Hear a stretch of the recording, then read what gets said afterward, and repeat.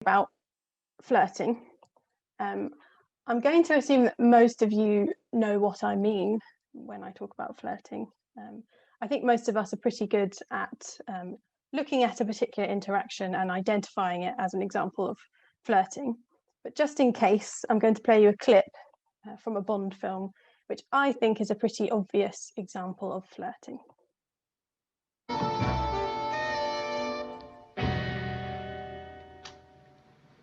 Sophie's there, will you? James, where on earth have you been? I've been searching London for you. 007 is here, sir. He'll see you in a minute. Money, Penny.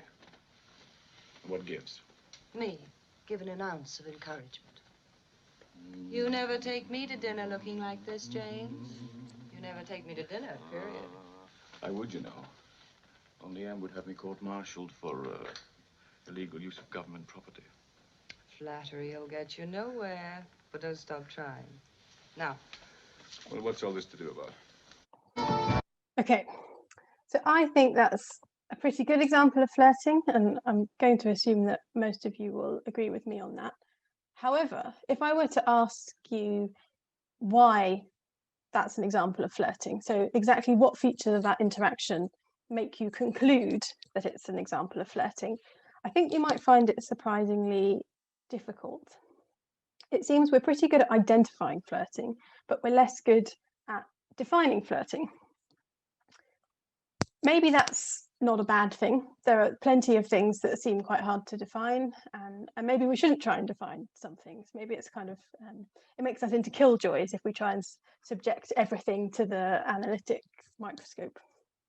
And you might think that flirting is a bit like something like love, which is sort of best left undefined. That sort of captures the magic of it if we leave it undefined, or at least only define it kind of figuratively using metaphors or similes. However, I think flirting is something that we both can define and should define. And I think we've got some pretty good reasons for wanting to try and define flirting. Some of those reasons are theoretical. I think if we have a good understanding of flirting, we'll have a better understanding of sex, since flirting often, but not always, comes before sex. If we better understand flirting, we'll also better understand human relationships, since flirting is often a way of commencing a relationship, and it can also help consolidate a relationship. And also, if we can come up with a good account of flirting, we might better understand communication, since flirting is a distinctive form of communication. Not always a verbal form of communication, but it's a form of communication. We also have some good moral and political reasons for wanting to define flirting, because often when someone's accused of something like sexual harassment, they say something like, I was only flirting, I was just flirting. And those kind of defenses are annoying because they're quite hard to disprove because we don't have a definition of flirting. So we can't say, no, you weren't flirting with her because you weren't doing X, Y, Z, where X, Y, Z are sort of the key features of flirting. So it would be nice if we had a definition of flirting so that we could undermine these kind of defenses. Finally, a sort of less serious reason for wanting to define flirting is that it's a fun topic, and flirting itself can be fun. And often in the literature on sex and communication, we tend to dwell on the miserable and the ways in which sex and sexual communication can go wrong. And we should dwell on those things because these are important issues. But also sex and sexual communication doesn't always go wrong, and it's not always miserable. And sometimes it can be fun. So at least for the first part of this talk, I'm going to dwell on the fun side. Later on, it will get less fun when we start to link flirting to sexual harassment. Okay, so the talk will fall into two parts. In the first part, I'm going to come up with the definition of flirting. And in the second part, I'm going to use that definition to undermine attempts to sort of argue away or excuse sexual harassment. So you might already be wondering how this could be possible. How could we define flirting, given the fact that flirting practices vary so wildly around the world? There's a lot of variation from culture to culture when it comes to how we flirt. There are different norms in different cultures regarding personal space, conversation topics, what it's appropriate to discuss and not to discuss, appropriate forms of affection, how much affection to show someone, what counts as polite. All of these affect different flirting practices in different cultures. And also, even within a single culture, there can be quite a lot of variation in how people flirt. So there's one study of flirting among heterosexual Americans specifically that shows there are at least 5 different styles of flirting. So we've got all these different kinds of flirting. How could we possibly come up with a sufficiently comprehensive definition? I'm not going to try and come up with a super comprehensive or super detailed definition. My goal is instead to develop an account of the structural features of flirting, and I'm mainly going to use Anglophone Western flirting as an example. But my hope is that the sort of structural account I'm going to give you can accommodate different styles. Because I'm going to be using Bond clips, lots of my examples involve heterosexual flirting. But I think the account can accommodate flirting between all genders. And actually, I think it can be a useful way of explaining gender differences in flirting. I won't go into too much detail about that, but maybe we can talk about it in the Q&A. Okay, so before I develop my positive proposal, let's consider some other proposals that people might come up with for what flirting is. So maybe flirting is a matter of saying certain things. Maybe it involves using particular forms of language, like sexual innuendo, or maybe it involves talking about or alluding to sex. So maybe flirting is a locutionary act, to use Austen's terminology. I'm going to call this the carry-on theory of flirting, because if you've ever seen a carry-on film, they often involve this kind of exaggerated innuendo. Okay, so on the next 2 slides, I'll give you some examples of this kind of flirting. Again, they're from Bond films. So in Die Another Day, Bond is preparing to fence, and someone says to him, "I see you handle your weapon well," to which he responds, "I have been known to keep my tip up." In Tomorrow Never Dies, Bond is abroad. I think he's in Germany, and he's talking to Miss Moneypenny on the phone, and they're talking about him having to speak a different language while he's abroad. And he says, "I always enjoyed learning a new tongue," to which Miss Moneypenny replies, "You always were a cunning linguist." I won't be explaining the exact nature of these sexual innuendos, but hopefully you'll get the gist of these. So those scenes definitely involve flirting, but I think we have some good reasons to reject this carry-on theory of flirting nonetheless. One reason is that flirting isn't always verbal. Often it doesn't involve saying anything at all. Instead, it can involve lightly touching someone, playing footsie under the table, fluttering your eyelashes, maintaining sort of ever too much proximity with the other person, tilting your head in a certain way, maintaining eye contact for too long, fiddling with your clothes. We could go on, but these are non-verbal forms of flirting and they don't fit into the carry-on theory. Additionally, even when flirting is verbal, it doesn't have to involve mentioning or alluding to or talking about sex.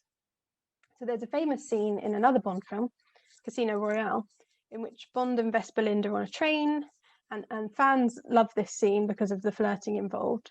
But there's no talk of sex. Instead, the two are sort of psychoanalytically analysing one another, and they have this really long discussion about how they're both orphans. This is not a conversation about sex, but it's well known as a flirting scene. So it doesn't fit into this locutionary carry-on picture of flirting. So let's now consider a different proposal. Maybe instead of saying certain things, flirting involves producing certain effects. In particular, maybe it involves making someone think or suspect that you want to have sex with them or that you're sexually attracted to them. So maybe flirting is a perlocutionary act, to use Austen's terminology again. This could accommodate the fact that we flirt in many different ways by saying and doing many different things. So there are many different ways in which you can make someone come to believe that you want to have sex with them or that you're sexually attracted to them. So that's the benefit of this account. However, I don't like this account either. I think we've got 2 good reasons to reject it. Firstly, it seems to place way too much power into the hands of other people. So effectively, it means that your conversational partner gets to decide whether or not you were flirting. So let's say you're talking to someone who is just disposed to interpret whatever people say as signaling that they want to have sex with them. If you talk to this person, you're going to end up qualifying as having flirted with them because they came to believe that you wanted to have sex with them or found them sexually attractive. And that's worrying. And it's particularly worrying from a gendered perspective, because studies have shown that men in particular are inclined to interpret women's behavior as flirtatious, even when they didn't intend to flirt. It happens all the time. And that's worrying because often men describe women as having flirted with them in order to get themselves off the hook for any assault that happens afterwards. So we really don't want this consequence. We could get around this issue, though, by saying that flirting involves intentionally producing these effects. So intentionally making someone think you find them attractive or want to have sex with them. So that gets around the issue of being hostage to your hero. But it still doesn't perfectly capture flirting, I don't think. And that's because it doesn't accommodate the subtlety of flirting. So imagine you go up to a person in a bar and you say, "Hi, I find you really attractive. I want to have sex with you." If you say that, you'll have the perlocutionary effect of making them believe that you find them attractive and want to have sex with them. So according to this definition, you flirted with them. But I'm not sure that should count as flirting. It seems a bit too direct. Flirting has this sort of slightly mysterious quality to it, which this definition isn't capturing. When we flirt, we sort of tease the other person and sometimes leave them guessing. And you're not doing that when you go up to someone and say, "Hey, I want to have sex with you." So that's the problem with that account. Both of those accounts sort of passed flirting as a single act that one person performs. And actually, I want to suggest that flirting isn't a single act that one person performs. Instead, it's a kind of joint activity. It's something that people do together. So I want to suggest that flirting is in some ways analogous to tennis. So let's imagine that you love tennis and you really want to play tennis. So you go to the park with your racket. You find someone just standing there in the park not doing anything, so you hit the ball towards them. If that person then doesn't pick up a racket and hit the ball back, you do not count as playing tennis with that person. It's not enough just to hit the ball towards the other person. You could stand there and do that for a good half hour, an hour even. But if that other person doesn't pick up a racket and try and hit the ball back, you're not playing tennis. And I want to suggest that flirting is similar. Whether or not you count as flirting depends on what the other person is doing. So it's a kind of joint activity. Flirting is also like tennis, I want to suggest, insofar as it seems to have key moves. There are moves that one must make in the game of flirting. And I'm going to call these the push move and the pull move. So what's the push move? So flirting is often described as being forward or presumptuous or daring or cheeky. And we describe it in this way because often when someone flirts, they do things, they perform actions which are usually inappropriate. So some of the things we do when we flirt include giving the other person a sexual compliment, using terms of endearment like honey or baby, and insulting and teasing the other person. These actions are normally quite inappropriate. It's normally inappropriate to give someone a sexual compliment or call them baby or insult them. They become appropriate, though, in certain relationships. So if you stand in a sufficiently intimate relationship with another person, it becomes acceptable to engage in these kind of actions. So, for example, among friends, it's acceptable to insult and tease one another because you're already in a sufficiently intimate relationship that everyone knows it's not a genuine insult. But in cases of flirting, you're not in an intimate relationship with the other person normally. Often flirting involves two people who don't know each other that well. So it seems like when someone flirts with another person, they're presupposing that they are in a sufficiently intimate relationship. They're not, but by performing these actions, like giving the other person a sexual compliment, they're acting as if there already is a sufficient level of intimacy to make what they're doing acceptable or appropriate. This explains how throughout a flirting interaction, interaction, people can slowly increase. And we can explain this using presupposition accommodation. I've just had an alert saying my internet connection is unstable. Hopefully you can all still hear me okay. So let's imagine you've just given someone a sexual compliment, which seems kind of inappropriate. They've got several options available to them at that point. The other person could block you. They could say, "How dare you?" or "That's pretty inappropriate." And if they do that, they're blocking your presupposition of intimacy and they're not allowing it to enter the common ground. So it's not a good flirting interaction if that happens. There's not sufficient intimacy there. Alternatively, they could decide to go along with your presupposition and allow the intimacy to come into the common ground, making what you did appropriate. So let's say you've given the person a sexual compliment.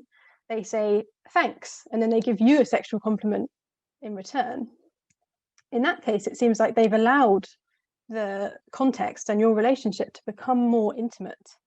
So you've sort of magicked some intimacy into existence there. And throughout the course of the flirting interaction, you can keep increasing that amount of intimacy if both of you keep performing these kinds of push moves. I used examples there involving verbal flirting, but we can also think of push moves as non-verbal actions as well. So here's an example. Let's imagine two people playing footsie under a table. So they're at a meal, say, and one person puts their foot on the other person's foot. The other person might initially think, surely that's an accident, because that would be very inappropriate if they did that deliberately. And then they come to realize that it was deliberate. One thing they could do is move their foot away. If they do that, they're blocking the presupposition of intimacy. They're saying, "No, we don't have that kind of relationship. I'm not willing to entertain a more intimate relationship with you." Or they could allow the foot to stay and put their foot on the other person's foot, so perform a push move in return. In which case, some intimacy has entered the common ground. And if the two people keep doing that, they will gradually increase the intimacy between them. So that's how a push move works. That's one move in the game of flirting, but there are also pull moves. So earlier I said that flirting can sometimes be sort of mysterious and subtle. And that's often because of pull moves. So sometimes when you're flirting, you might gently and slightly try to undermine or tease the other person. And you'll probably do that by pretending to block their presuppositions. So pretending to pull away. So let's imagine that someone gives you a sexual compliment and you say, "How dare you?" or "That's rather forward of you." Or you might gasp or raise your eyebrows or turn away or shoo them away. That's what's happening in that painting there. These look like blocking maneuvers. They look like you're genuinely rejecting the intimacy that the other person is presupposing. But you're not. And when you perform a pull move, usually you will signal somehow that it's insincere. So after saying, "How dare you," you might then laugh or smile or perform a push move in return, signaling that you aren't genuinely blocking them, you're just pretending to. And we do this because it makes flirting more fun. You want to make the other person ever so slightly doubt themselves, second guess themselves. But then you reassure them that actually you are interested and you're willing to continue playing the game. So we end up with this kind of push and pull phenomenology of flirting. The intimacy between the flirters is gradually increasing, but now and then they sort of toy with each other and make each other sort of doubt whether there is intimacy, just ever so slightly. Okay, so that's my account of flirting. I'm now going to show how we might marshal this account to undermine attempts to excuse or downplay sexual harassment. So what exactly does flirting have to do with harassment? I mentioned earlier that often when someone's accused of sexual harassment, they say something like, "I was only flirting, I was just flirting." This defense seems to exploit the ambiguity of the term flirting, and it also exploits the fact, as I mentioned earlier, that we don't have a good definition of flirting. But I've just offered us an account of flirting, and I think that can help us undermine this kind of defense. I'm now going to play you a clip involving sexual harassment. It's also from a Bond film. It's about 1 minute long. When I say go. That's your signal to look away or mute if you don't want to watch this clip. So go. You're quite a girl, Pussy. I'm strictly the outdoor type. I'd like to think you're not in all of this caper. Skip it. I'm not interested. Let's go. What would it take for you to see things my way? A lot more than you've got. How do you know? I don't want to know. Isn't it customary to grant a condemned man his last request? You've asked for this.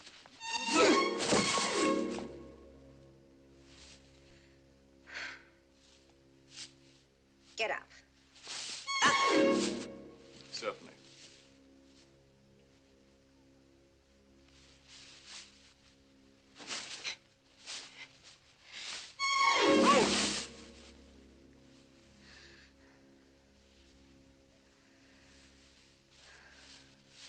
Yeah. Now let's both play. Okay, so that's quite a notorious scene from the film Goldfinger. Has been widely criticised for glamorising harassment and assault. I want us to imagine, though, that after that's happened, Bond is accused of sexual harassment, and he says, I was just flirting. I was just flirting. What could we say in response to that defence? So we already had one strategy available to us, and that is to use a legal definition of sexual harassment and show that Bond's behaviour satisfied that definition. So up on the slide is the definition from the UK Equality Act, which says that sexual harassment is unwanted conduct of a sexual nature, which has the purpose or effect of violating a person's dignity and or creating an intimidating, hostile, degrading, humiliating or offensive environment. So this gives us some nice clear-cut criteria to establish whether or not sexual harassment has occurred. So we need to look for unwanted conduct of a sexual nature, and we also need to consider whether the behaviour was performed with the purpose of having these horrible effects, or whether it just had those effects regardless of whether the person intended to have those effects. So you can count as having sexually harassed someone even if you didn't intend to do so. So in the Bond case, it doesn't matter that he thought he was flirting with her or that he intended to flirt with her. He harassed her. It satisfies the criteria for sexual harassment, regardless of how he described what he was doing. So we already had that strategy available to us, but we've now got a second complementary strategy available to us, and that's to show that flirting didn't occur. So my account of flirting has given us some criteria to establish whether or not a particular interaction counts as flirting. So I've said that for flirting to occur, there must have been a conversational game actively participated in by all parties, involving push and pull moves performed by all parties. The scene we just watched doesn't satisfy that account or definition. So the woman involved, Pussy Galore, is not performing push moves. And when she blocks Bond's presuppositions of intimacy, those blocking manoeuvres are genuine. They're not pull moves. She's genuinely signalling that she's not interested. And she does that both verbally and non-verbally in that scene. There's also no gradually increasing intimacy in that scene. We can't see it gradually building up in the common ground of the conversation. It's just not happening. So that interaction doesn't satisfy my criteria for a flirting interaction. So we've now got this nice two-pronged strategy available to us. Someone says that they were only flirting with someone, even though it looks like sexual harassment. We can show, first of all, that the threshold for behaviour to count as harassment is lower than they thought it was. It doesn't matter if you intended to flirt with someone. If your behaviour had certain effects and was unwelcome sexual conduct, then it was sexual harassment, regardless of what you say about it. Secondly, we can point out that the threshold for behaviour to count as flirting is higher than we thought it was. Just intending to flirt isn't enough. That's not enough to make it the case that you flirted with someone. So in essence, it's quite easy to sexually harass someone, and it's surprisingly difficult to flirt with someone. Okay, so that's the account in a nutshell. I'll wrap up now. So what have I said? I've argued, first of all, that flirting is not a singular act. I think we go wrong when we assume that flirting is just something that one person does to another person. I want to suggest that it's a joint activity, a bit like tennis, involving 2 or more people performing push and pull moves, and in the process, gradually creating intimacy between them. I think this is a useful account because it helps us understand a ubiquitous social ritual, and it also has political and legal advantages, as I've tried to show you. I think it can be marshalled against apologists for sexual harassment. I've left some questions unanswered, one of which is how can we avoid harassing someone instead of flirting with them? Because obviously those pull moves look a lot like genuine blocking maneuvers. So how can we tell the difference? How can we tell whether someone's genuinely refusing to engage with us or playfully doing so in the way that's characteristic of a pull move? And I think that's an important question and a difficult one to answer. Some of the things we could say here include maybe we need to eliminate the cultural myths which encourage us to sort of confuse these 2 different kinds of actions. So take a myth like no means yes. These kind of myths make us inclined not to take people's actions at face value. So these are dangerous myths and we should get rid of them. We should also try and cultivate a general sensitivity to social cues, both verbal and non-verbal. And this can help us avoid sort of misinterpreting people's actions. And I've mentioned on the slide wishful thinking. So Ray Langton talks about the ways in which if we desire someone, we tend to see them as we desire them to be. So our perception is kind of clouded by our desire. And we might be able to avoid falling into that trap if we cultivate a really high level of sensitivity to social cues. So when someone refuses you, for example, look at their body language and what they're doing non-verbally, in addition to saying no. These kind of things can help us avoid misinterpretations. Another question is, how can one become better at flirting? I haven't touched on that. Unfortunately, I don't have an answer to that question. I also think it's probably not a question that philosophers are particularly well placed to answer. So unfortunately, I will leave that question unanswered. Okay, so I'll stop there. Thank you so much for listening. I look forward to your questions.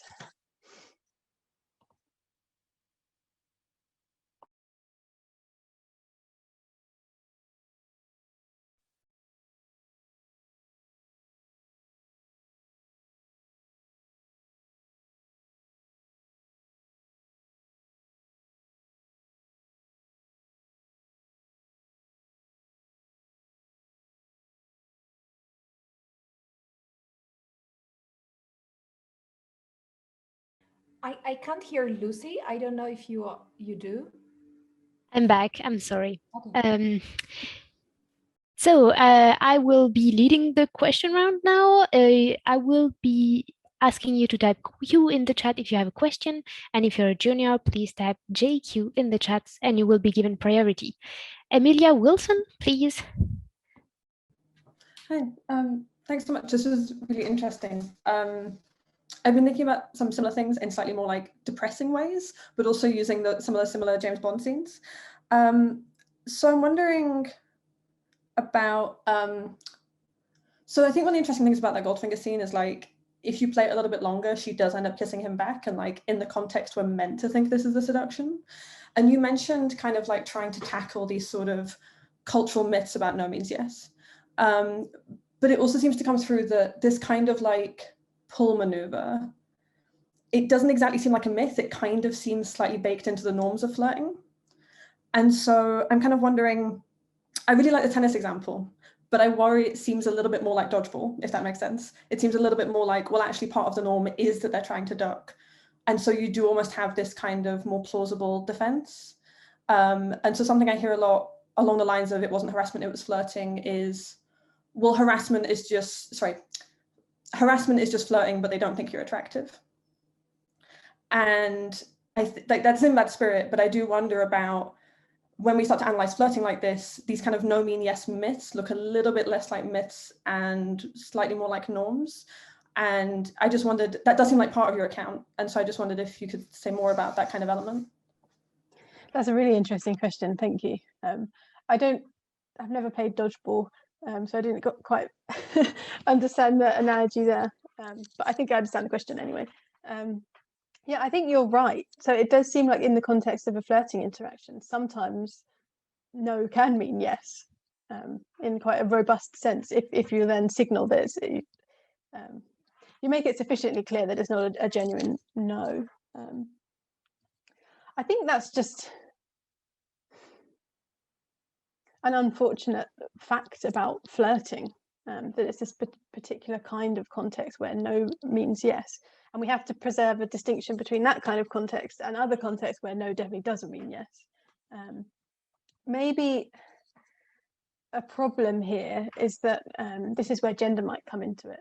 Women in particular seem, they often feel obligated to perform more of these pull moves and say no when they mean yes, otherwise they'll get called a slut. And so you have to be way more sort of distanced as a woman in a flirting interaction, and you can't perform the push moves.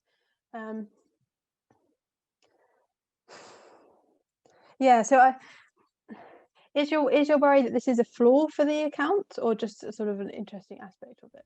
No, not a flaw with the account, more kind of, do you want to just describe flirting, or do you want to kind of like, should we change what flirting is, I guess? Okay, yeah. So I think sometimes we should change what flirting is, and gender norms especially. I think women should feel more able to perform push moves, and they should feel less obligated to perform way more pull moves. Perhaps we also need to say that flirting should be more transparent, but I think that would take away from the fun of it, and there just is an aspect of danger, I think, built into flirting, which is kind of unfortunate, but also explains why people find it exciting. Sorry, that wasn't a very satisfying answer, but it was a really interesting question. Thanks, that's helpful.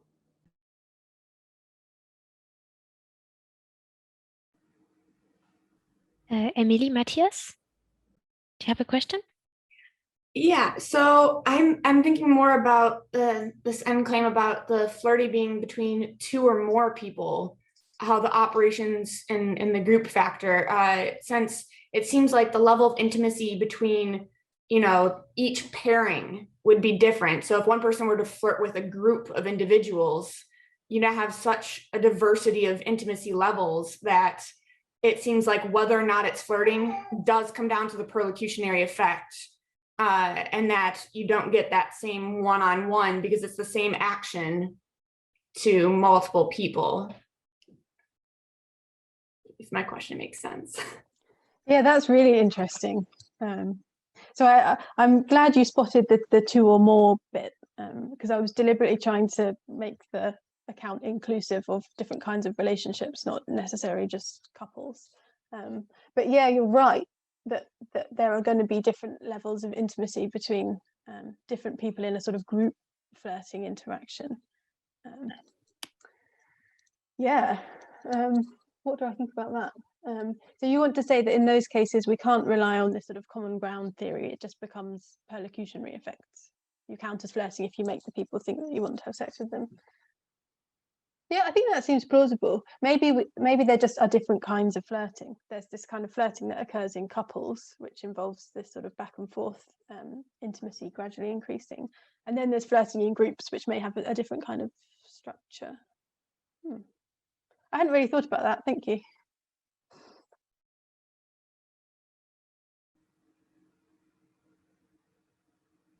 Bianca Cepolaro, please.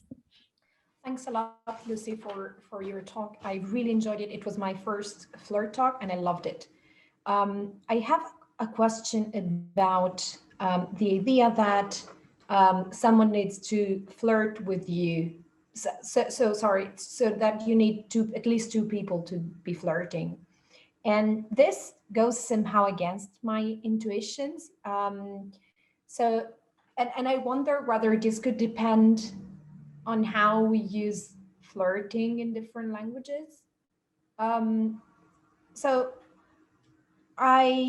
suppose that I speak to someone and then I report this conversation, and talking about this person, I say, I think she likes me. How do you know? Well, she was totally flirting with me. Does this imply that I was flirting back? I don't think so.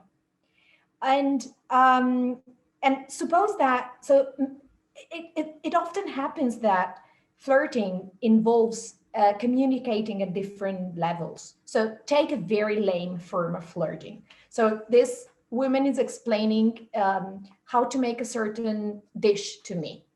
This is a very Italian example. I apologize. And there is this super lame double sense of like, how do you treat a certain something before? And that's obviously somehow sexual. I don't even get exactly how, but I understand it's sexual. But I'm interested in the recipe. So I go on and I ask very specific questions: how much oil, how much pepper. So I'm not blocking anything. I'm not saying, how do you dare? I'm playing along somehow, but it's just that I'm playing along on one dimension and I ignore the other. Maybe I even like it doesn't matter. What I want to, so my intuition is that what I do, unless it's blocking or it can't really, doesn't really change the fact that the person was flirting with me. And then, so, but if I want to defend that, then I have to solve the problem for which you wanted this condition on flirting. And I think that and I was wondering whether you, I'm sure you did, whether you considered the very plain solution of saying flirting is not always fine. So saying I was just flirting is not an answer. Suppose that flirting is like kissing. I was just kissing him or her is not an answer. Kissing is not always fine. So flirting is among the many sexual activities we do. And sometimes they're fine, sometimes they're harassment. So I was wondering why you wanted to save flirting from ever being harassment, and whether in doing so you end up having a possibly counterintuitive account of flirting. Thank you. That's really interesting. So I completely agree that at points that account is kind of counterintuitive because of those cases where we say she was flirting with you, or she was flirting with me and I didn't realize that. That doesn't seem to satisfy my account at all. So I think in those cases, according to my account, what's happening is someone is trying to flirt with you. So they're like the person hitting the ball to start a game of tennis and the other person is not hitting it back. But I know that's not intuitive because we still describe them as having flirted. I guess I could say here that my account is somewhat ameliorative. I want it to capture some aspects of flirting, but maybe it doesn't need to capture all of them. And I think if we stress that flirting is a cooperative joint activity, that sort of encourages people to approach flirting as a kind of cooperative joint activity, even if that's at odds with how we actually think about flirting. But that may be somewhat of a cop-out answer. Yeah, and then you talked about this sort of food flirting example, which is really interesting. In that situation, I'd be inclined to say that you were sort of allowing yourself to be flirted with, so you weren't sort of blocking it and were sort of participating in the interaction in a very minimal way. Maybe we could say you were performing the move somehow, but just really minimally. But that's an interesting example. And then finally, you suggested maybe flirting could sometimes be okay and sometimes not be okay. Yeah, I think that's true. And I probably presented it as if it was always this sort of morally permissible, nice activity. And I was also sort of presupposing that something is either flirting or harassment and can't be both. Whereas actually, I think they can overlap. So you could be in a flirting interaction, but then the person starts to do something that you're uncomfortable with and doesn't stop. So the flirting is the overarching interaction, but then harassment is occurring within it. And if I may, so this assumption actually comes from the fact that people excuse themselves by saying, I was just flirting, but then we're free to accept this adopt this assumption or not, I guess. Yeah, that's really helpful. I guess it's a bit like when people shout at each other in the street and we say, oh, it was just a compliment, as if it being a compliment would make it be acceptable. but that's not necessarily the case. Yeah, that's really helpful. Thank you. Thank you.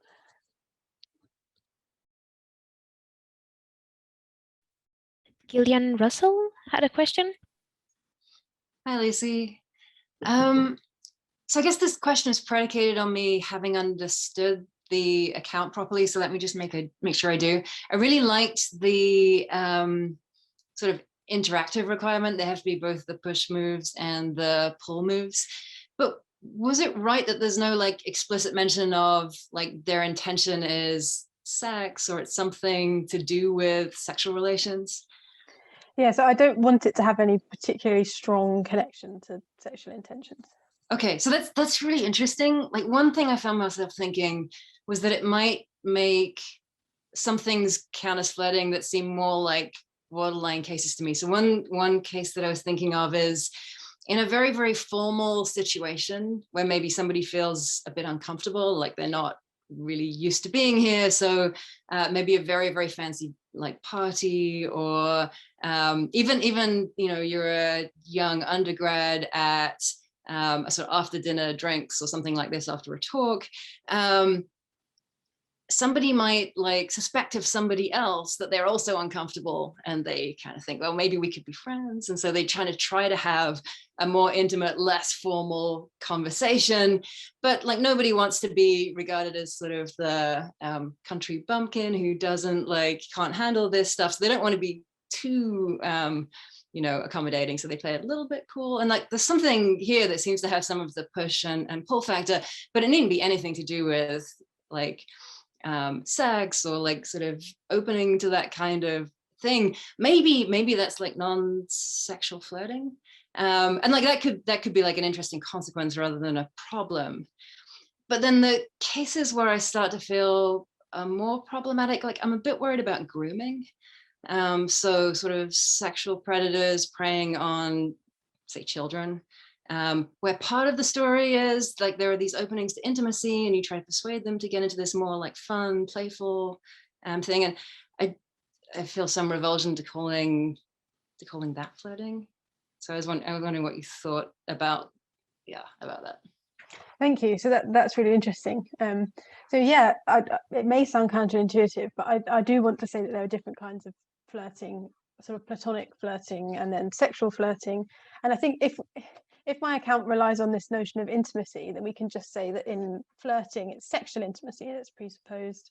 In sort of friend flirting, it's a kind of platonic intimacy. And I think that seems true. I think there is a kind of friendly flirting.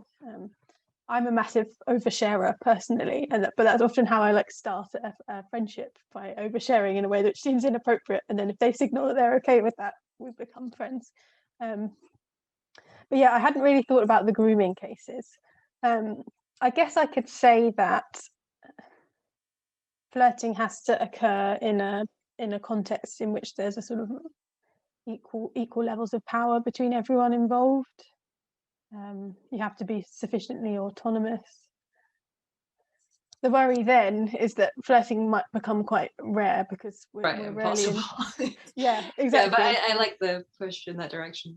Yeah, I'd have to figure out a way of doing it so that flirting is still possible, especially for women. But yeah, maybe I could go in that direction. Okay, cool, thanks.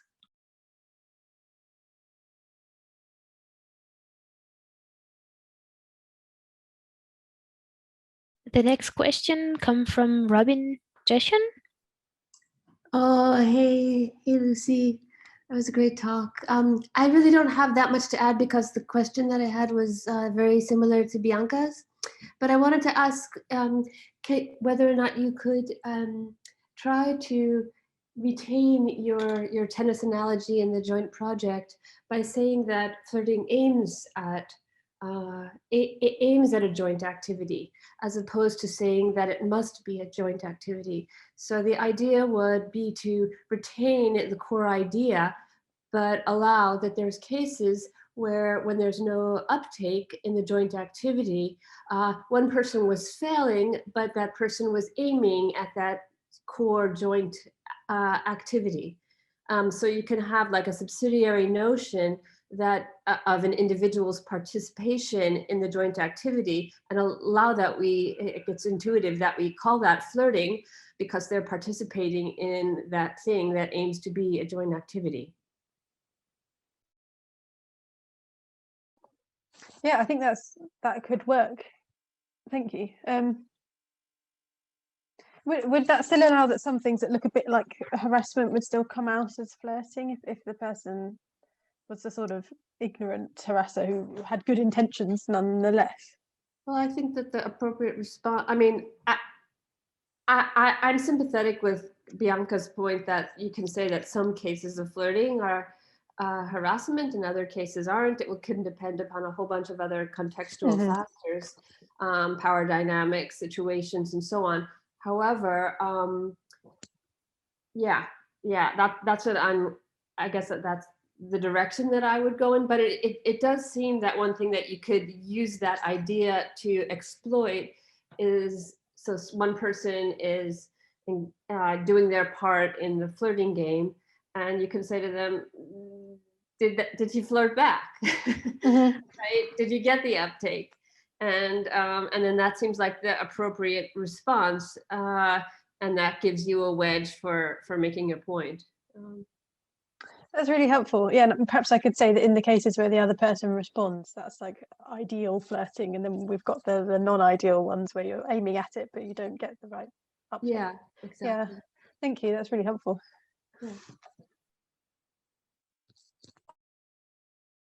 The next question comes from Mark Boker.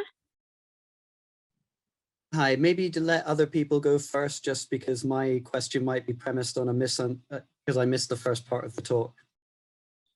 Okay, then David Bieber. Thank you, Lucy. This is a very rich talk. I really liked it. I have too many questions, but here's a first kind of comment / question. I really like the idea of presupposing intimacy and accommodating. I wonder if it's actually interesting to think about intimacy as not being a binary. You didn't say it's a binary, but it seemed to be either there is intimacy or there isn't. And once you allow that there are degrees of intimacy, which I don't think you said anything against, you also then allow that there could be successive presuppositions of greater intimacy. And I think there's a feature of flirting that it's a process which, if it's going as it's intended, I don't mean to get into intention here, but if it's going according to the practice, it's a process, seen evolving in a Jane Austen novel or whatever, of gradually increasing intimacy, perhaps sometimes with setbacks, at least in the classic tropes. And I wonder if that also helps us understand how this process can sometimes turn into harassment. That is, an entire process can be both, because it consists in parts that could easily be seen as flirting, but then there was a crossing the line because there was a presupposition of greater intimacy than was not only warranted but than was wanted. Yeah, so that was a suggestion. The second is related, and I'll turn this into a question. So in the awful James Bond movie, and my childhood was filled with things that if I look back at, I'm like, oh my God, I watched this as a child and this was normal. There are a couple of features of it. So one is it plays into a trope, again, in Jane Austen novels, of the chase, a very kind of male hegemonic view of relationships, where the woman in this, it's very much a heterosexual, it's organized around a heterosexual norms, for one thing, but it involves a chase where a woman has to present herself as chaste. And the fact that she has to present herself that way within this practice means that it's very hard to distinguish. So it's very dangerous because it becomes hard to distinguish a put down that's supposed to be a true, like it's hard to distinguish a true cold shoulder from, in well, quotes, encouragement, right? This is long before no means no. And in addition, in the James Bond film, because it's entertainment, her the absurdly named female protagonist's character also engages in humor. Those are clever put downs that she engages in, including strong physical put downs. But if you accept this trope, that means she's playing even harder, right?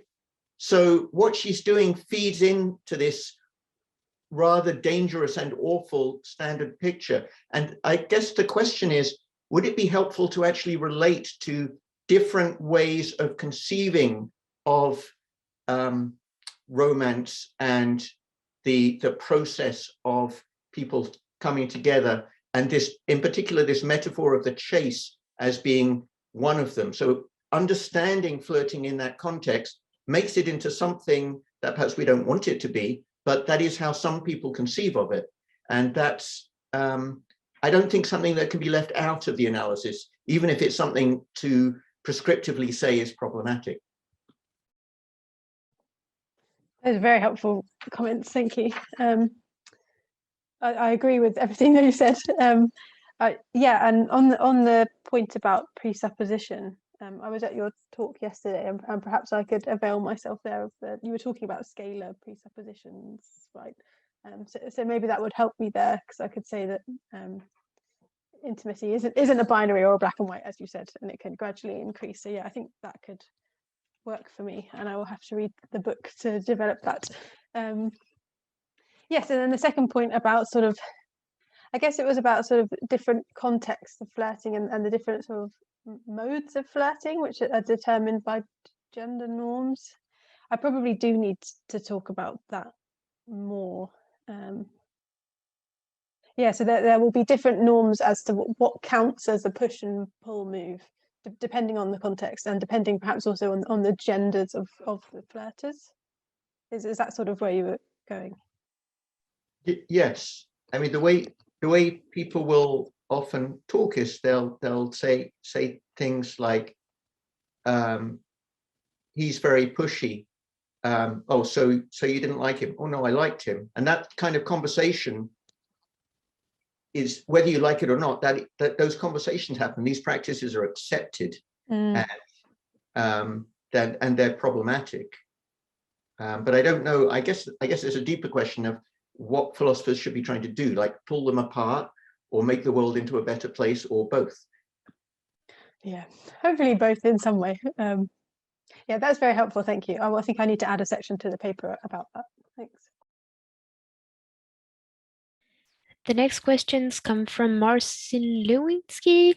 We don't have a lot of time left, unfortunately.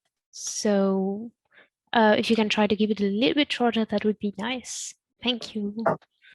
Yeah, sure. I'll try to make it very short then. So thank you, Lucy. This is very, very interesting. And I'm just wondering if there, your metaphor of flirting as a kind of mutually recognized overt game, language game, I'm wondering if part of the appeal of flirting as an activity and as a concept for us to investigate isn't that it's got some kind of built-in plausible deniability. So even flirting can become, tricky, dangerous in professional contexts. So you have this deniability of saying, well, I was not flirting with you, or we were not flirting with each other. So I'm trying to see, that would put it in a, vicinity of phenomena as insinuation and other things where you can plausibly deny it. And so that would be some kind of flirting theory of flirting. What would you say about that?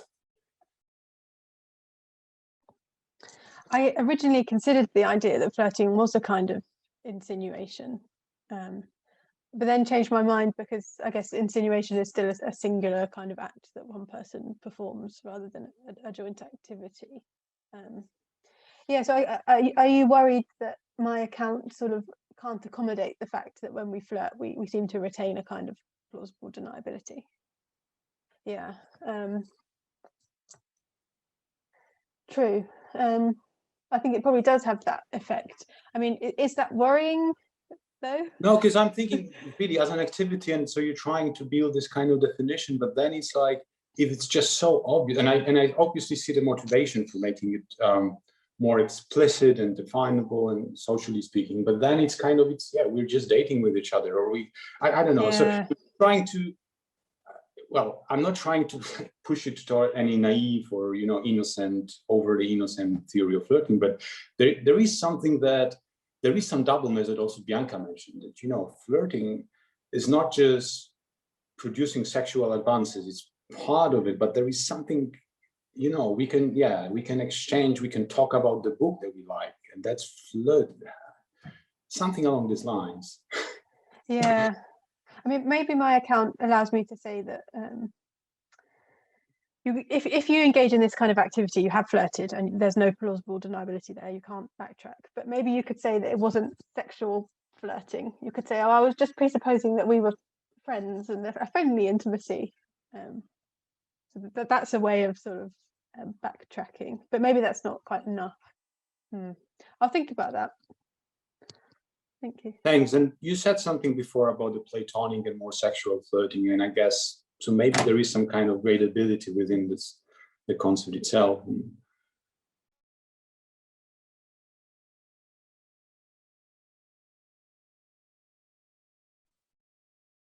If this question is now over, we have a question from Mark Boca. Please go ahead.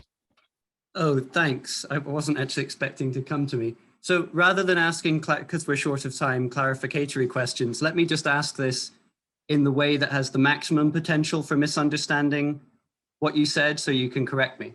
So it looked like any kind of flirting or intended flirting that isn't reciprocated is harassment. And then it looked like any kind of flirting encounter is going to have to begin with harassment before it gets reciprocated. And then suddenly it can be retrospectively called flirting. Yes, I've foreseen that issue. Often legal definitions of sexual harassment require that it's kind of cumulative. So just one individual incident of unwanted sexual conduct might not be enough to qualify as sexual harassment. But yeah, you're right that every potential flirting interaction has the risk at the beginning of starting out as harassment. I think I'm happy with that consequence. And I think you can prevent that happening by being the kind of person that is so receptive to social cues that once you've tried and the other person signals that they're not interested, you stop. And if you keep trying, then I think it's fair to say that you are harassing them because they've signaled that they're not interested in a flirting interaction. I should probably explicitly acknowledge this issue in the paper though, so that's helpful, thank you. Thanks. Yeah, I mean, that's an interesting way to go with it. And I don't think there's necessarily anything devastatingly bad about going that way. Okay, that's good. Thanks. Thank you very much. I think we have had all questions asked. If I missed one or forgot somebody, please come forward. If not, then I'll suggest we go onto the 10 minutes pause. Hopefully, Mihaela will be back by then, but otherwise, the next talk will be held by Lauren Ashwell in 10 minutes. See you then.